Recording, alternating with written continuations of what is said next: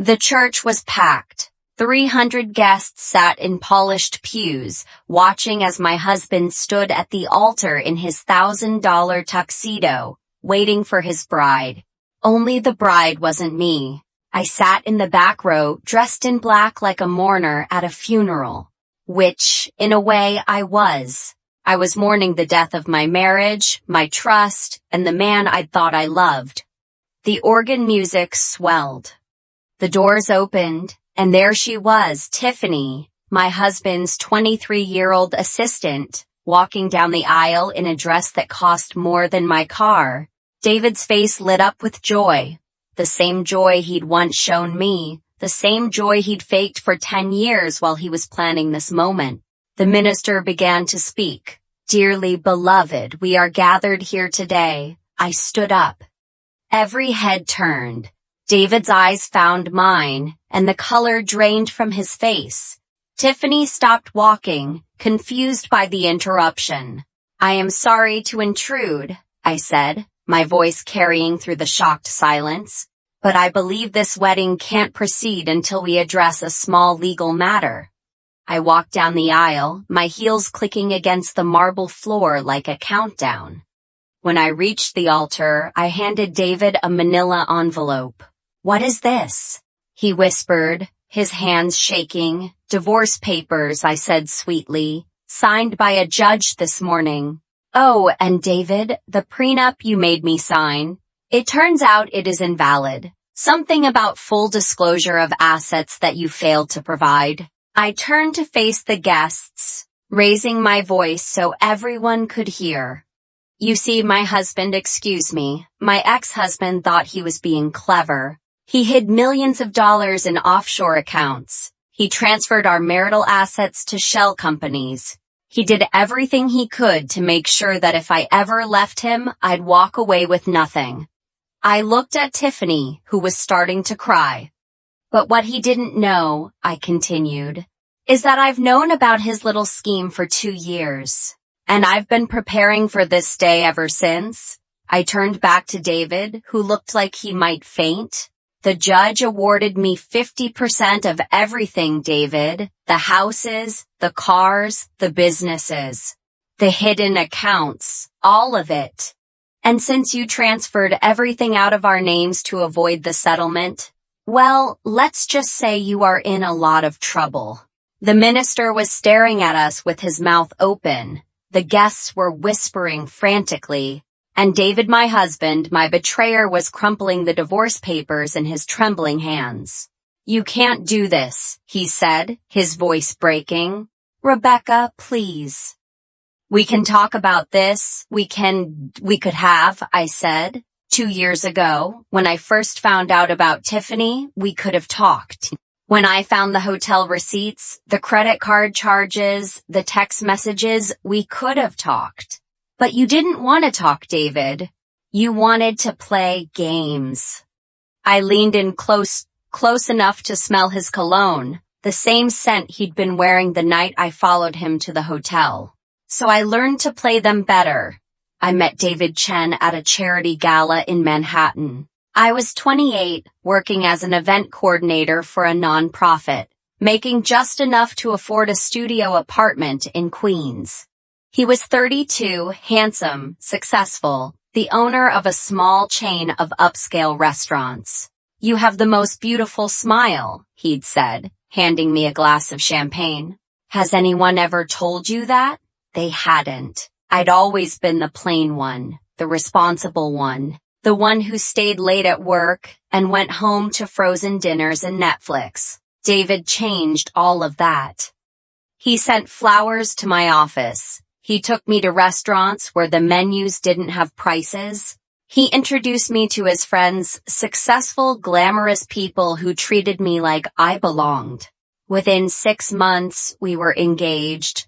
Within a year, we were married in a ceremony that cost more than my parents' house. I thought I was living a fairy tale. I was wrong.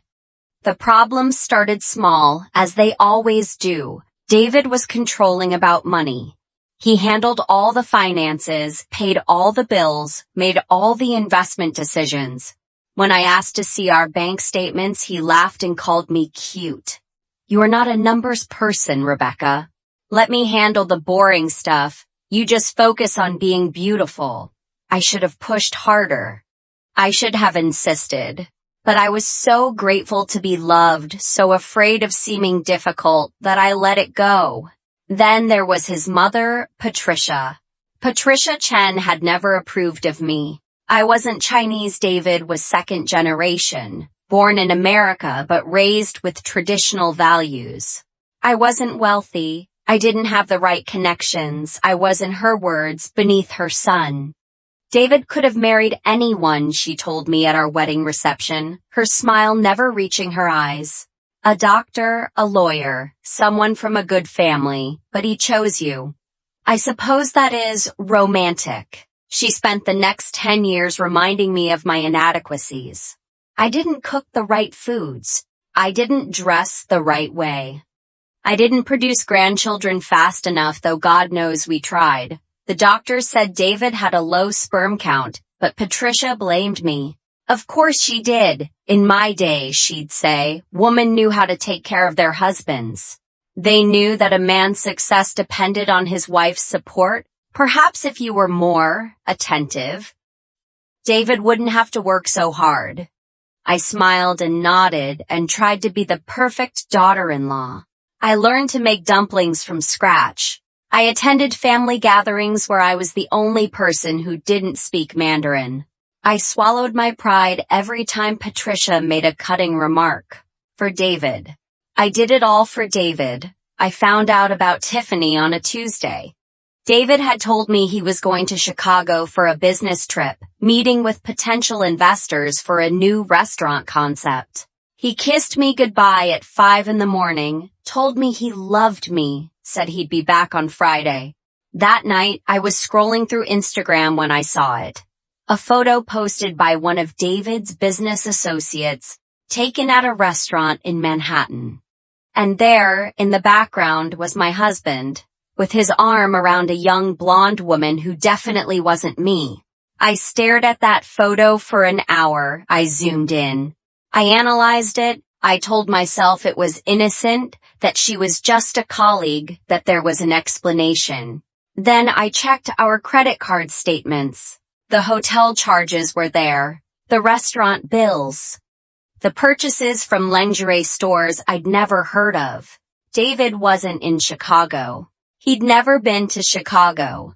He was at a hotel 20 minutes from our apartment, having an affair with a woman half my age. I didn't confront him, not then. Something stopped me, some instinct, some voice in my head that said, wait, watch, learn. So I waited, I watched, I learned. What I discovered over the next 2 months would have broken a weaker woman. David had been cheating on me for 3 years. Tiffany wasn't even the first. There'd been others. Women he'd met through work, through his restaurants, through dating apps I didn't know he had. But that wasn't the worst part. The worst part was the money. David had been systematically hiding our marital assets for years. He'd created offshore accounts in the Cayman Islands. He'd transferred ownership of his restaurants to shell companies controlled by his mother. He'd even taken out a second mortgage on our house without telling me and deposited the money into an account I didn't know existed. If I divorced him, I would get nothing. Less than nothing. He'd made sure of that. And then I found the prenup. When we got married, David had insisted on a prenuptial agreement. It is just to protect the business, he'd said, his eyes full of what I'd thought was sincerity. In case something happens, it doesn't mean I don't love you. I'd signed it without reading it carefully. I trusted him. I was in love. Now, reading it with adult eyes, I saw the trap he'd set. The agreement waived my right to any of his business assets, any inheritance, any property acquired during the marriage. It limited my alimony to a pittance, and it contained a clause stating that if I challenged the agreement in court, I'd forfeit even that. He'd been planning this from the beginning, from before the beginning. He'd never intended for our marriage to last. He just wanted a wife to make him look respectable while he built his empire and slept with other women. I sat on the floor of our walk-in closet, his closet, really, since most of my clothes were relegated to the guest room, and I cried. I cried until I couldn't breathe. I cried until my throat was raw. And then I got up, washed my face, and started planning. If David thought he was clever, he was about to learn that he'd married someone cleverer. I was an event coordinator after all. I knew how to plan. I knew how to organize. I knew how to keep secrets and manage details and execute complex strategies under pressure. And I had two advantages David didn't know about. First, he still thought I was the naive, trusting woman he'd married. He had no idea I knew about Tiffany. No idea I discovered his financial schemes. No idea that every time he kissed me goodbye before a business trip, I knew exactly where he was going. Second, I had access to everything, our home computer. His email accounts, he used the same password for everything, the idiot. His phone, which he left unlocked on the nightstand every night because he thought I was too stupid to check it. I started gathering evidence, screenshots of text messages, copies of financial documents, photos of him and Tiffany together. I'd hired a private investigator, using money I'd secretly saved from my allowance over the years. I documented everything: the affair, the hidden money, the fraudulent transfers, the lies, and I started building my case. I consulted with a divorce attorney, a shark named Margaret Holt, who specialized in high-conflict divorces involving hidden assets. When I showed her what I'd gathered, she actually laughed. "This is beautiful, Rebecca. Absolutely beautiful. Your husband thinks he is so smart, but he has made every mistake in the book. And you've documented all of it. Can I win?" I asked. "Win?" Margaret grinned.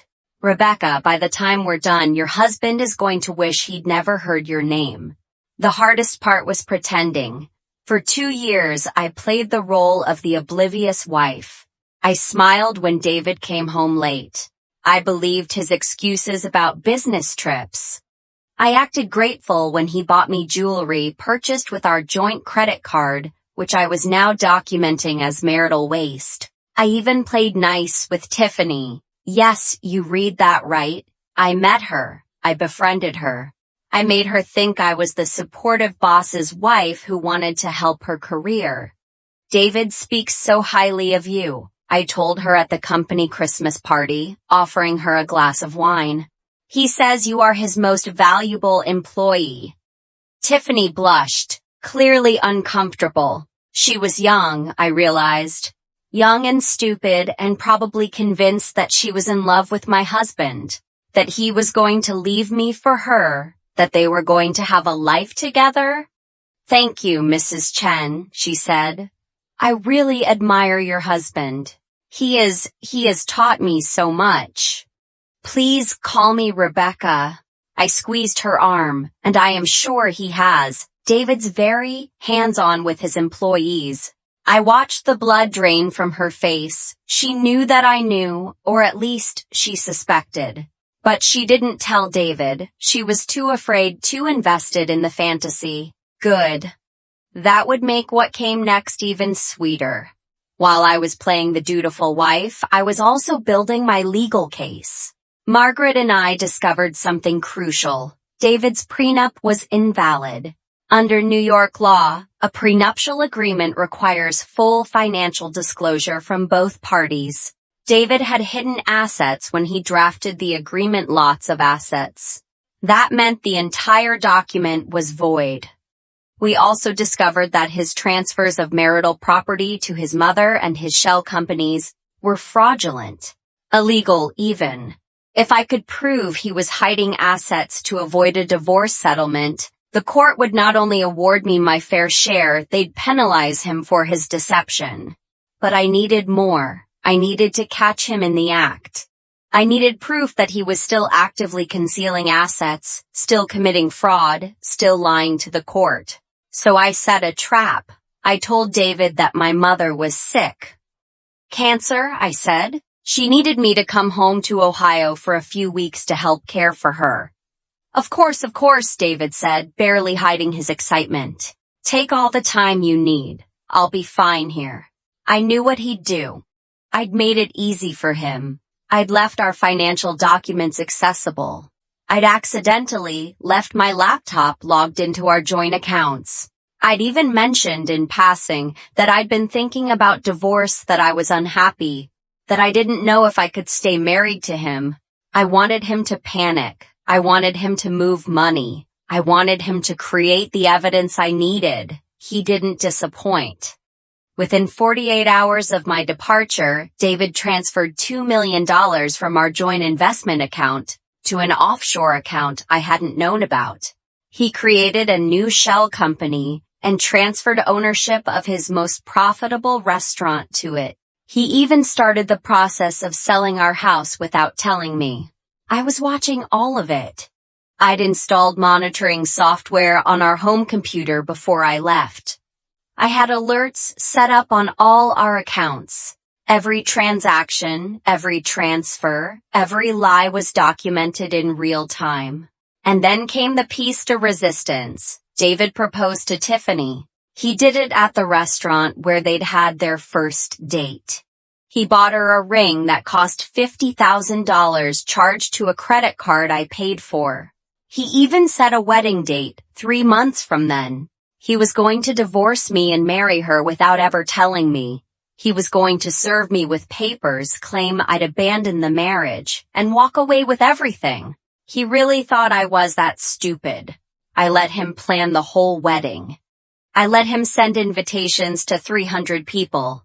I let him rent the church, book the reception hall, buy Tiffany's dream dress. And then, 1 week before the ceremony, I filed for divorce. The petition was devastating. I asked for 50% of all marital assets, including the hidden accounts and fraudulently transferred properties. I asked for alimony based on his actual income, not the reduced amount he'd been claiming on our taxes. I asked for damages for his infidelity and his financial fraud, and I included every piece of evidence I gathered over 2 years. David's lawyer called Margaret the same day. "This is extortion," he sputtered. "Your client is clearly unhinged." "These allegations are documented," Margaret interrupted. "Every single one. Would you like me to send you the video of Mr. Chen proposing to his mistress? Or perhaps the records of the offshore account he opened last month? Or the emails where he discusses hiding assets from his wife?" There was a long silence. "My client is willing to negotiate," the lawyer said finally.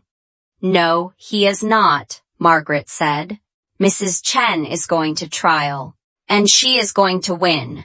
But we didn't go to trial. Not exactly. You see, I'd planned for this moment down to the smallest detail. And I knew that the best revenge wouldn't be winning in court. It would be winning in public. I waited until the day of the wedding. I let David think he'd gotten away with it, that I'd given up, that I was going to let him have his happy ending. I even sent him a text that morning. "I hope you find happiness, David. I forgive you." He didn't respond. He was probably too busy getting dressed in his $1,000 tuxedo, preparing to pledge his love to another woman while still legally married to me. I arrived at the church an hour early. I sat in the back row, dressed in black, and I waited. When the ceremony started, when Tiffany began her walk down the aisle, I stood up. The rest you know. David didn't go to jail, though. He probably should have. His family's connections and his expensive lawyers kept him out of prison. But he lost everything else. The court invalidated the prenup and awarded me 50% of all marital assets, including the hidden accounts. I got the house. I got half his businesses. I got alimony that would keep me comfortable for the rest of my life. But more than that, I got my dignity back. Tiffany left him, of course. Once she realized he was broke and disgraced, her love evaporated pretty quickly. Last I heard, she'd married a hedge fund manager and moved to Connecticut. Patricia, my former mother-in-law, tried to reach out to me after the divorce. She wanted to apologize for any misunderstandings. I blocked her number. David's restaurant started failing one by one. Turns out, his success had been built on image and connections, not actual business skill. Without his reputation, without his wealthy friends, he was nothing. I heard he is working as a manager at a chain restaurant now, living in a studio apartment, driving a car that is older than the one I had when we met. I don't take pleasure in his suffering. Not really, but I don't feel sorry for him either. He made his choices. He chose to betray me. He chose to lie. He chose to underestimate me. That was his mistake. It has been 2 years since the wedding that wasn't. I sold the house to many bad memories and bought a loft in Brooklyn. I started my own event planning business, specializing in weddings. Ironic, I know, but there is something satisfying about helping other people start their marriages right. About making sure they enter into their commitments with honesty and trust. I am dating again. Nothing serious yet, but I am open to it. I am learning to trust again, slowly, carefully. I still have the folder with all my evidence, all the screenshots, the photos, the financial records. I keep it as a reminder, not of what David did to me, but of what I did for myself. I survived. I fought back. I won, and if anyone ever tries to hurt me like that again, well, they should know. I've done it before. I can do it again. You got exactly what you asked for, David, and so did I. Thank you for listening. If you love this story, kindly hit the subscription button and like this page.